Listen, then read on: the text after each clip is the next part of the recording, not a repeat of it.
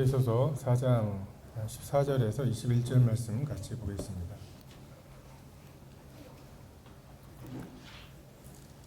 에베소서 3장 14절에서 21절입니다.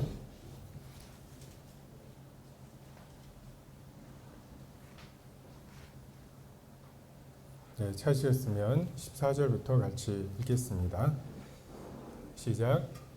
이러함으로 내가 하늘과 땅에 있는 각 족속에게 이름을 주신 아버지 앞에 무릎을 꿇고 비노니 그의 영광의 풍성함을 따라 그의 성령으로 말미암아 너희 속 사람을 능력으로 강건하게 하시오며 믿음으로 말미암아 그리스도께서 너희 마음에 계시게 하시옵고 너희가 사랑 가운데서 뿌리가 박히고 터가 굳어져서 능히 모든 성도와 함께 지식에 넘치는 그리스도의 사랑을 알고 그 너비와 길이와 높이와 깊이가 어떠함을 깨달아 하나님의 모든 충만하신 것으로 너희에게 충만하게 하시기를 구하노라. 우리 가운데에서 역사하시는 능력대로 우리가 구하거나 생각하는 모든 것에 더 넘치도록 능히 하실 이에게 교회 안에서와 그리스도 예수 안에서 영광이 대대로 영원 무궁하기를 원하노라. 아멘. 우리가 지난주에 봤던 것처럼 에베소 교회는 디모데가 그리고 사도 요한이 있었던 그리고 요한계시록에 나오는 대로 참 많은 수고를 하였던 교회이기도 했고 반면에 처음 사랑을 잃었다고 하는 그러한 그 경고를 받았던 교회이기도 했습니다. 특별히 에베소서는 에베소 교회에 있었던 유대인과 이방인 이 하나 되어 정말 우주적인 교회로 지어져가는 이것이 그 주제이죠. 에베소서에서 제일 유명한 구절이 2장 그 에베소서 2장 8, 9절 말씀. 너희가 그 은혜에 의하여 믿음으로 말미암아 구원을 얻었나니 이것이 너희에게서 난 것이 아니요 하나님의 선물이라. 행위에서 난 것이 아니니 이는 누구든지 자랑하지 못하게 하려 함이다.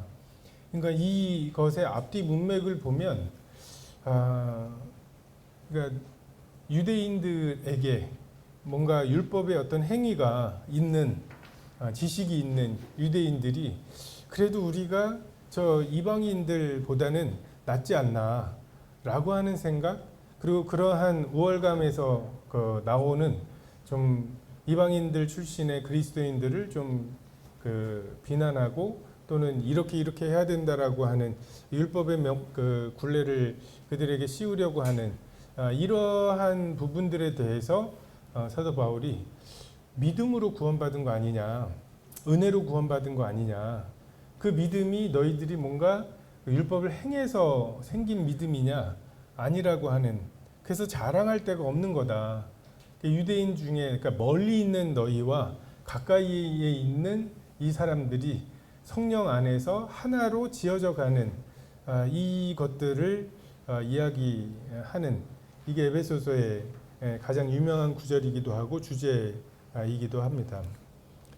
그래서 그런 맥락에서 사도 바울이 이러한 기도를 소개하고 있고 그 사도 바울이 이러한 기도를 드리고 있다고 소개하고 있습니다. 처음에 나오는 게 내가 하늘과 땅의 모든 족속에게 이름을 주신 아버지. 그러니까 예수님께서 가르치셨던 기도에도 하늘에 계신 우리 아버지이죠. 그러니까 우리가 어떤 대상에게 기도하는지 이것에 대해서 우리가 생각할 필요가 있습니다. 저도 어렸을 때는 맨날 기도 시작할 때 예수님 이렇게 기도를 하고 그래서 그렇게 기도하는 예수님에게 기도하는 게 아니다. 하나님에게 기도하는 거다. 예수님의 이름으로 하나님께 기도하는 거다.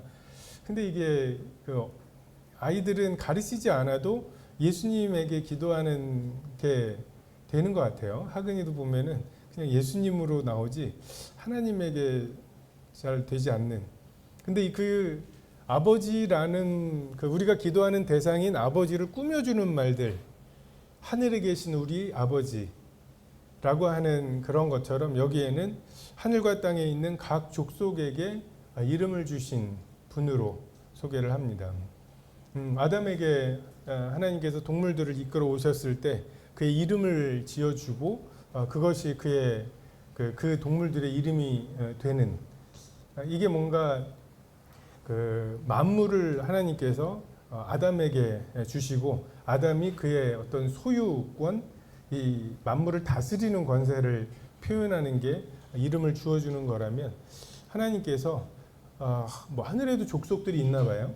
그러니까 하늘에 있는 천사들의 어떤 무리들이 있고 좀 뭐 한국인의 종특이 있는 것처럼 뭔가 각 종족의 어떤 특성들이 있는 것 같습니다.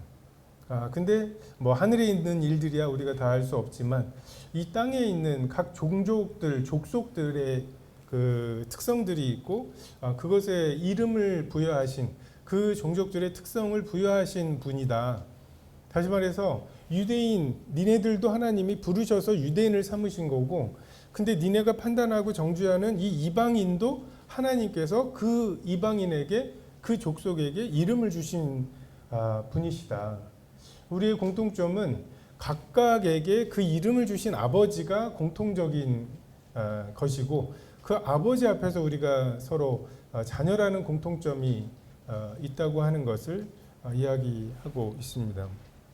그래서 우리가 이 아버지라고 하는 그 말에서 그 당시에 정말 여호와라는 이름을 감히 발음할 수도 없어서 여호와라고 쓰기는 쓰지만 그 부분을 로드라고, 주라고 읽고 넘어가야만 했던, 그래서 사실 여호와라는 이름이 그 발음이 정확한 게 어떻게 되는지를 잘 모른대요.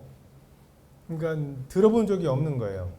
실제로 그걸 발음하는 것을. 그런 분을 우리가 지금 아버지라고 부르면서 기도하고 있다는 것, 이것에 대해서 우리가 기도의 시작에 생각할 필요가 있습니다. 우리가 너무 빨리 우리가 필요한 것 또는 뭐 회개 또는 그 자백, 이제 이런 부분으로 그 기도를 시작하기가 쉬운 것 같아요.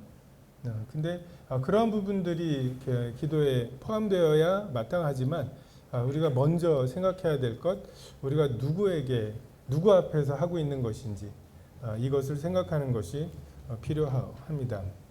16절에 보면 우리가 강건하게, 능력으로 강건하게 해 주시기를 구하고 있죠. 우리들의 싸움이 혈과 육에 있는 게 아니에요. 아담과 하와가 힘이 약해가지고서 그 열매를 따먹게 된 게 아니에요. 그 거짓말에 우리가 어떻게 대처할 것인가 라고 하는 그 싸움이고, 그래서 이것에 대해서 정말 사탄의 불화살을 그리고 나를 진정으로 위해 주는 것 같은 그 거짓말을 이기는 것은 육체적인 강건함이 아니라 우리 속사람의 강건함이고, 그리고 이 속사람이 강건해지는 것이 이 성령으로 말미암는 일이라는 것. 그래서 성령을 통해 죄에 대해서, 의에 대해서, 심판에 대해서 깨닫게 되는 것, 정말 내가 어떠한 사람인지, 어떠한 존재인지를 알게 되는 것, 그리고 정말 우리가 그래서 도달하지 못하는 그 영광이 어떠한지, 우리가 이 간격을 경험하게 될 때 정말 성령님과 그 은혜가 중요하고, 그 영광의 풍성함을 따라 정말 예수님 우리 속사람을 강건하게 하시는데, 너 암송 어느 정도 했어? 드러나는 그 찬양은 다 듣고 왔어? 이런 기준, 이것을 따라서 하시는 게 아니라 그냥 그분의 성품, 그분의 영광이 얼마나 풍성한지, 이게 그분이 우리 속사람을 성령으로 말미암아 강건하게 하시는 근거라는 거죠. 그냥 우리의 어떠함을 따라 우리가 이렇게 했으니까 이만큼, 이거 한 만큼 우리를 강건하게 해달라는 기도가 아니라 그냥 그 주님의 성품에 따라, 주님의 그 영광스러움에 따라, 그 영광스러움이 얼마나 풍성한지 이것을 근거로 우리의 속사람을 강건하게 해달라고 구하는 것이 마땅한 기도입니다. 우리의 현재와 하나님의 영광 사이의 간격, 정말 그것을 정말 하나님의 영광의 지극히 풍성함이 채워야 하는, 은혜가 채워야 하는 부분들이고, 우리가 그런 채움을 통해서 우리 속사람이 강건해집니다. 돼지를 치던 탕자의 처지와 아버지 집에서 아들로 불리우는 것 사이에 굉장한 간격이 있죠. 이 간격을 무엇으로 채울 수 있을까? 그 탕자가 아버지께 가지고 간 그 돈을 회복하고, 그리고 아버지께 돌아와서 아버지께 돈 갚았어요 라고 하는 것으로 그 간격이 채워질 수 있을까?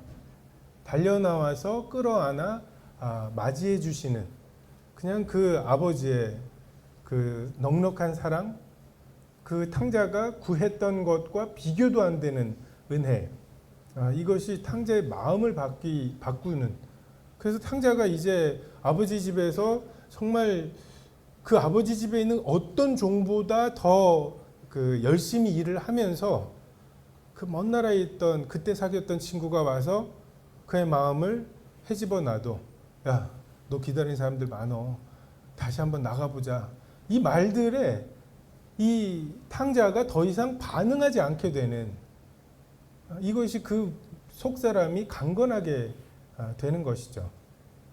그리고 그 강건하게 되는 것은 영광의 풍성함을 따라 성령으로 하시는 역사입니다. 17절에 보면 믿음과 사랑의 비밀이 나오죠. 그리스도께서 우리 마음에 계시게 하는 것, 믿음입니다. 믿음과 사랑은 두 인격이 어느 한 인격도 포기되지 않은 채로 하나가 되는 방법이에요. 내가 어떤 사람의 말을 믿게 되면 그 사람이 여기에 없는데, 야, 2층에 올라가가지고 냉장고에 그 위에서 두 번째 칸에 보면 뭐 있어, 그것 좀 갖고 와, 이걸 전화로 해가지고 전달을 받아서 그렇게 해서 그 일을 마치 그 사람이 이곳에 있는 것처럼 하게 되는 거죠. 신뢰하게 될 때, 우리가 육체 가운데 살고 있고 여전히 나의 그 육체의 욕심이 있지만, 내가 이제 육체 가운데 사는 것은 나를 사랑하사 나를 위하여 자기 자신을 버리신 하나님의 아들을 믿는 믿음으로, 아들이라면 하셨을 그 일을, 아들이라면 하셨을 그 결정을 하게 되는 것, 이게 믿음이죠. 그래서 믿음을 통해서 그리스도가 우리 마음에 머물게 되시는, 그런데 내가 없어지는 건 아닌, 정말 내가 없어지는 복종이나 막 굴종이나 이런 것이 아니라, 정말 나의 가장 깊은 소원이 그리스도께서 믿음으로 말미암아 내 속에 거하셔서 그리스도의 삶을 살아내게 되기를 바라게 되는, 십자가를 선택하게 되기를 바라는 우리의 소원이 동시에 만족이 되는 것이죠. 그리고 사랑 가운데에서 뿌리가 박히는 것. 일단 식물에게 있어서 뿌리가 박히면 뿌리로부터 영양분이 이제 물이라든지 이런 게 공급이 되죠. 그러니까 뿌리가 박힌다는 것은 우리들의 모든 삶의 동기나 에너지가 사랑으로부터 나오는 것, 이것을 의미한다고 여겨집니다. 이렇게 빨아들여진 사랑의 원리가 정말 우리의 각 부분에 적용이 되고 고민하고 그리고 열매를 맺는 이런 경험들이 필요합니다. 또 하나 뿌리를 내린다고 하는 것은 우리를 지탱해 주는 것이 결국 사랑이다. 그 나무가 뿌리를 통해서 지탱이 되잖아요. 그러니까 무엇을 통해서 우리가 지탱을 받는가? 모든 것이 무너져 버려 있다고 생각이 될 때 우리를 지탱해 주는 것, 그것이 무엇인가? 사랑이기를 간구하는 기도입니다. 그리고 뿌리를 박으면 움직일 수가 없어요. 우리가 무엇에 뿌리를 박을 것인가 고민을 하잖아요. 근데 뭐 이것도 튼튼해 보이고 이것도 좋아 보이고 라고 하는 것들이 있는데, 그 중에 내가 뿌리를 박고 이제 더 이상 움직일 수 없는 모험을 하는 거죠. 거기에 뿌리를 박고 나면, 근데 그게 내가 더 이상 여기를 떠나지 않으리라, 이게 최선이다. 그러니까 지금까지 봐왔던 것 중에 제일 좋아 라고 하는 것으로 부족한 게 앞으로 내가 무엇을 보더라도 사랑에 뿌리 박는 것 이것 외에는 없다 라고 하는 그 사랑의 가치를 우리가 확신하게 될 때 비로소 사랑에 뿌리를 내리게 되죠. 어떤 결정을 할 때 정말 오만 그 효율적으로 보이는 수많은 방법들이 있잖아요. 교회 일찍 오게 만드는 수많은 방법들, 교회 앞자리부터 채우게 만드는 수많은 방법들이 있어요. 근데 그런 수많은 방법들보다 내가 사랑으로 이 문제들을 해결해 보겠다라고 하는 한없어 보여요. 사랑으로 그게 해결이 되겠어? 사랑이 정말 문제들의 해결책이 될까? 근데 그것에 대한 어떤 경험적인 확신이 있을 때 우리가 사랑에 뿌리를 내리게 된다고 생각이 됩니다. 사랑은 결코 지지 않는다고. 여러분, 사랑으로 한 것은 실패하지 않습니다. 실패처럼 보이는 기껏 알바해가지고 내가 지금 최저 시급 받으면서 돈 벌어가지고 애들 뭐 한턱 쏜다고 가가지고 쐈는데 애들이 또 그것에 대해서 그냥 너무너무 막 감격하고 감사하게 받는 게 아니라 나 이거 싫어하는데 막 이따위 소리를 해도 그러니까 내 희생이 내 사랑의 수고가 정말 이렇게 흩어져 버린 것 같고 그래 보여도 사랑으로 한 것에 대해서 결코 지지 않는 never fails죠. 우리가 그 신뢰를 가지고 정말 그냥 헛되게 몸을 던져버리는 것 같은 그런 결정 앞에서 예수님께서 그러셨던 것처럼 내 영혼을 아버지께 의탁합니다. 사랑에 의탁합니다. 저는 이 결정을 사랑으로 한 것입니다. 그것으로 그 이후에 내 헌신이 어떻게 취급을 당하든 상관없이 우리가 미리 떨어져 죽어서 썩어야 열매를 맺는데 죽은 척하면서 내 죽음이 어떤 그 효과가 나는지 이거를 보려고 하잖아요. 내 인생 너무 아깝죠. 내 희생 너무 아깝죠. 그래서 안 죽으니까 열매를 못 맺고 거봐 죽으면 큰일 날 뻔했네. 열매도 못 맺을 뻔했네 하면서 죽지 못하는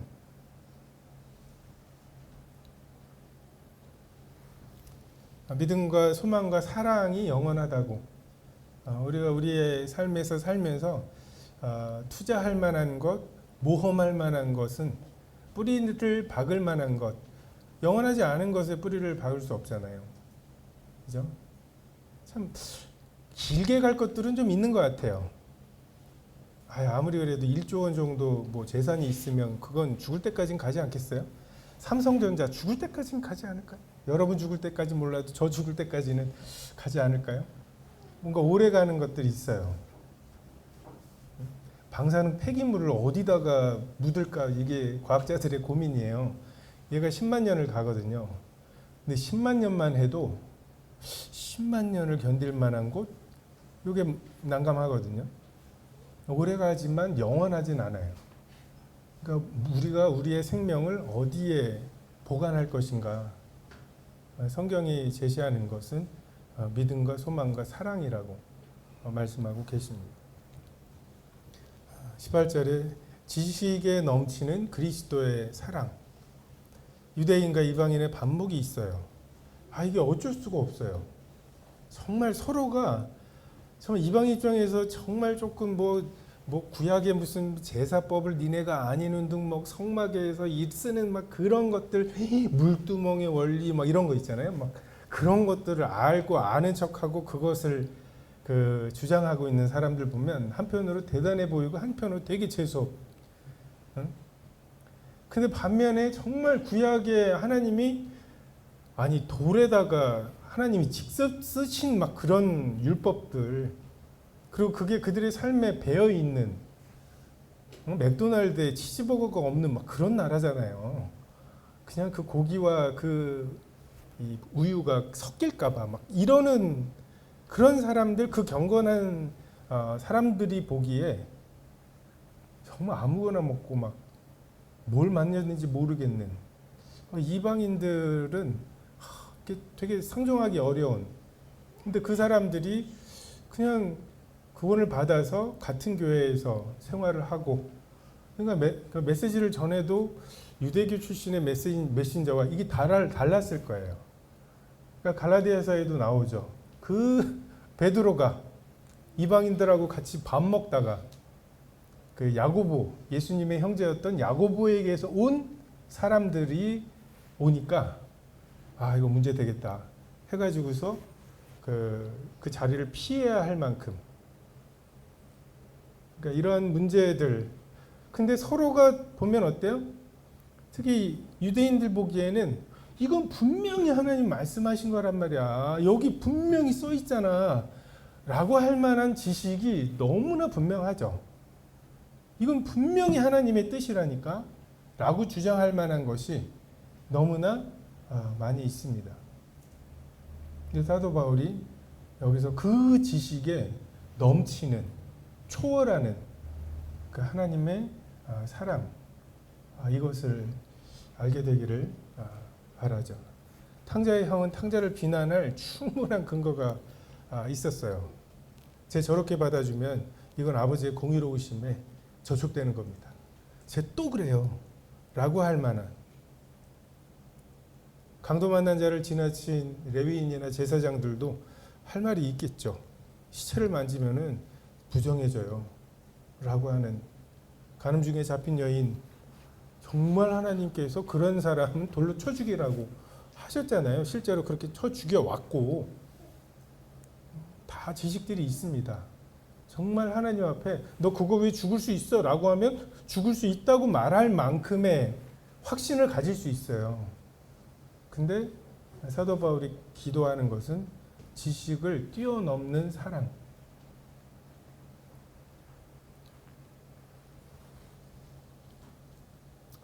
그들에게 부족했던 게 측은함이었고 사랑이었습니다.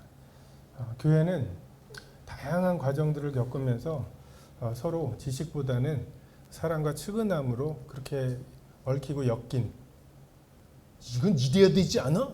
누가 그랬어? 라고 하는데 누구라고 사람 이름이 떠오르면 왜 그랬대? 하면서 뭔가가 좀 그 법으로만은 할 수 없는 이제 그러한 그 것이 되는, 이게 그 교회가 엮이는 거죠. 하나로. 그냥 이론적으로 우린 하나야, 지체라니까 라고 하는, 그렇게 해서 하나 되는 것이 아닌 거죠. 사랑하는 마음을 우리가 자주 구하잖아요. 사랑하는 마음을 주세요. 그러면 뭔가 우리가 기대하는 것은 뭔가 호르몬의 작용을 구하는 것 같아요. 막 사랑이 두근두근 되고 막. 근데 하나님께서는 사랑할 대상을 곁에 주시는 것으로 이 일들을 해결하시죠. 사랑스러운 대상이 아니라 사랑해야 할, 사랑으로만 받을 수 있는 사람들을 곁에 주시는 것으로 그 문제를 해결하십니다. 19절에 충만하게 하시기를 구하는. 우리의 죄악이 항상 우리의 생각보다 큰 것처럼 우리의 죄악에도 불구하고 나와서 맞으시는 하나님의 은혜도 항상 우리의 죄악보다 큽니다. 간과하시는 은혜, 기억하지 않으시는 은혜, 또 때로 징계하시고 회복시키시는 은혜, 교훈하시는 은혜를 통해서 좀 하나님의 사랑과 은혜의 한없는 규모를 발견하게 되죠. 입찬소리 하고 나면 꼭 그 짓을 내가 하게 돼. 어떻게 교회에 늦을 수가 있어? 라고 막 한번 세게 얘기하고 나면 그 다음 주에 어떻게 늦게 되는지를 경험하게 되는, 오다가 이렇게 늦게 되는구나 라고 하는 것들을 경험하게 되는, 그것에 대해 은혜를 입게 하시고, 그래서 10,000달란트 정도, 이게 한 6,000데나리온씩 6천만 데나리온, 6천만 일 정도의 일당이거든요. 그러니까 한 20만 년치 정도의 그 연봉이에요. 우리가 그 정도 은혜를 입어야 100일치 일당에 해당하는 저걸 용서해 마라 라고 하는 고민을 시작하게 되는, 정말 그 효율이라고는 영에 가까운 정말 그만한 은혜가 들어왔는데 우리에게서 나가는 것은 이제 100데나리온 정도이죠. 하나님께서 그것을 우리에게 요구하시는 것입니다. 그래서 궁극적으로 우리가 사랑의 본체이신 예수님의 참모습 그대로를 볼 때 우리가 그와 같게 되는, 그래서 우리가 정말 그 하나님의 사랑의 너비와 길이와 높이와 깊이가 어떠함을 깨달을 때 비로소 우리가 충만하게 되고, 우리가 충만하게 되어야, 정말 그게 충족이 되어야 비로소 정말 다른 사람에 대해서 그 흔쾌해지는 이런 자들이라는 것을 그 사도 바울이 좀 깨닫게 되고, 그러니까 우리가 우리의 의로움으로 이런 일들을 하려고 할 때 실패하는 것들을 경험하게 됩니다. 20절에 모든 우리 가운데서 역사하시는 능력대로 우리가 구하거나 생각하는 것에 더 넘치도록 능히 하실 이에게, 우리 가운데 그 나와 다른 사람들 가운데 또 먼 데 있고 가까운 데 있는 사람들 그리고 교회 가운데에서 역사하시는 능력이 있습니다. 우리가 교회에서 저걸 바꿔야 되는데, 저건 저렇게 해야 되는데, 저 인간 저거 배워야 되는데, 저거 성격 안 바뀌겠지, 뭐 머리 검은 짐승은 고쳐 쓰는 게 아니다, 뭐 이런 우리의 경험에서 나오는 막 그런 것들 있잖아요. 근데 우리가 그런, 쟤 안 바뀔 거야, 근데 쟤랑 계속 뭔가 해야 되고 그럴 때 우리 마음에 굉장히 막 분쟁하는, 그리고 막 그게 한없이 지속될 거라고 하는, 거기에서 나오는 그 어려움이 있죠. 근데 우리가 여기서 반드시 계산에 넣어야 되는 게 우리 가운데에서 역사하시는 능력이 있다는 거예요.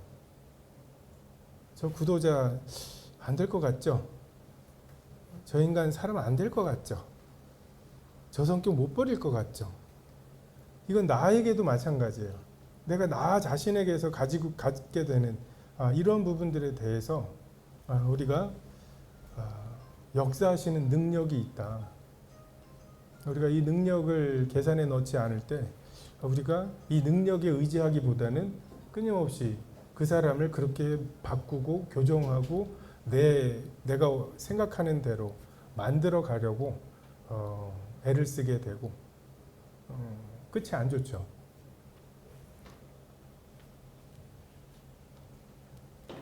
그래서 우리의 구하는 것과 생각하는 것 한계가 있죠. 우리에게 아이디어 자체가 없어요. 5천 명이 앞에 있는데 이 사람들 어떻게 하죠? 빨리 보내세요. 마을 가서 먹게 하시고, 기껏해야 이거 200데나리온의 그 떡이 부족합니다. 계산 정도 할 수 있는 거예요. 근데 지금 우리가 가지고 있는 것은 그냥 예수님 드실 만한 도시락 하나 정도이죠. 우리가 거기에서 자, 그럼 이걸 어떻게 할까? 자, 구해봐. 어떤 아이디어가 나오겠어요? 가장 가까운 마을, 뭐 이런 정도의 아이디어겠죠.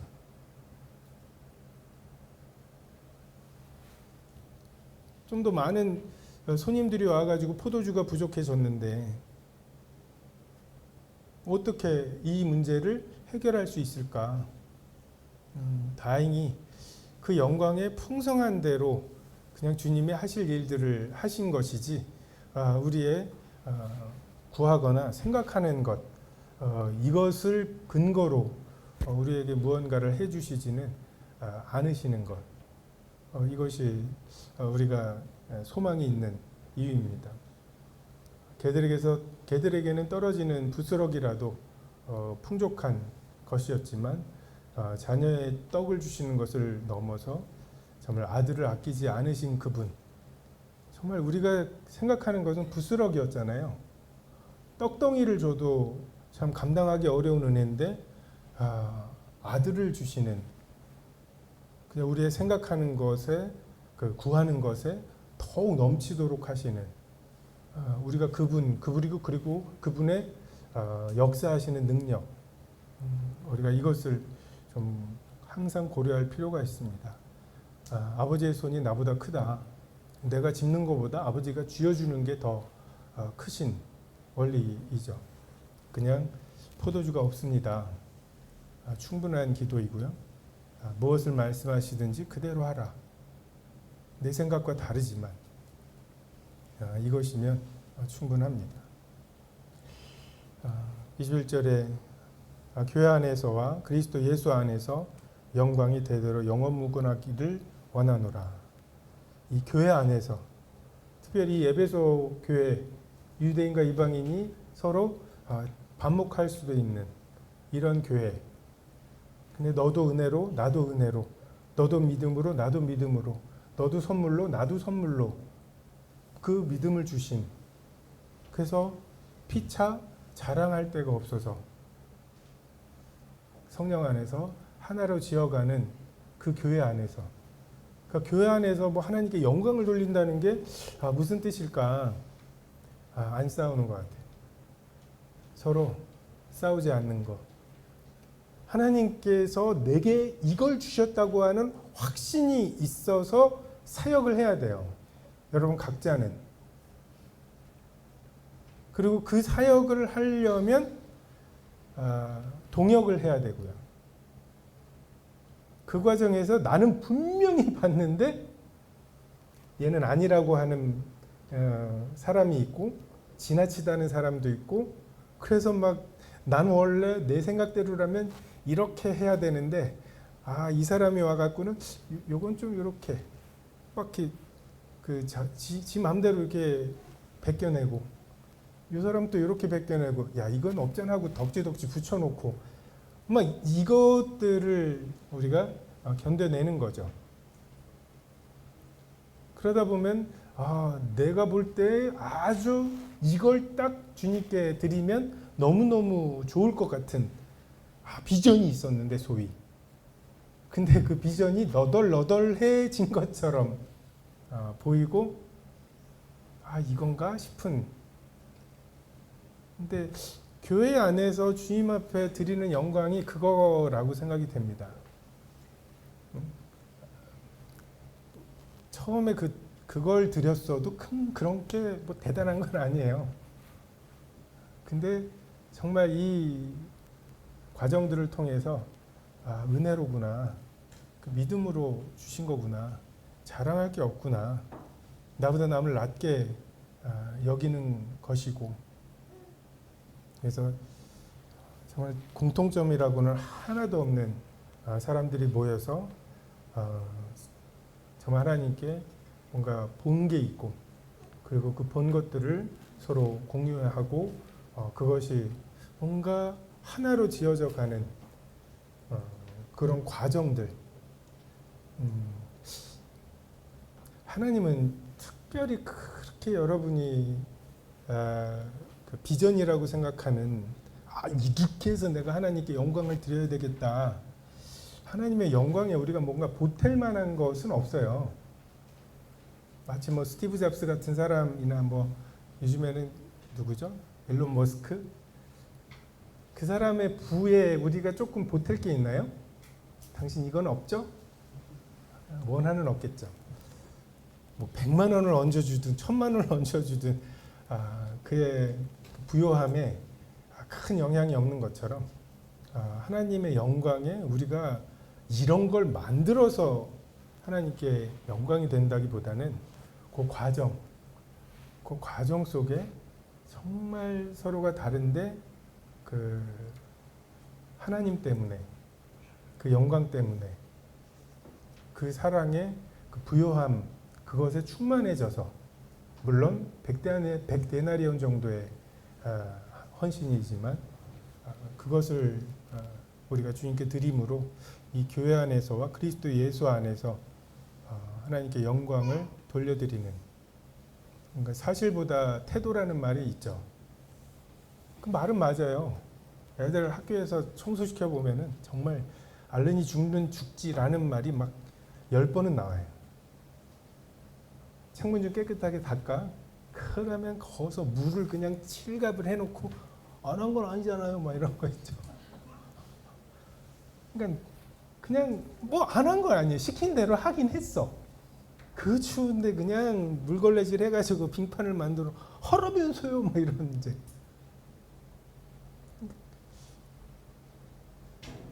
그렇게 뭔가 팩트 위주로 하라면서요. 분명히 여기 나와 있잖아요. 이런 것 위주로 우리가 교회 내에서 생활을 하다 보면 힘듭니다. 그 사실보다 그 말이 맞지만 태도가 어떠한지 그것을 통해서 하나님은 영광을 받으실 것입니다. 기도하겠습니다.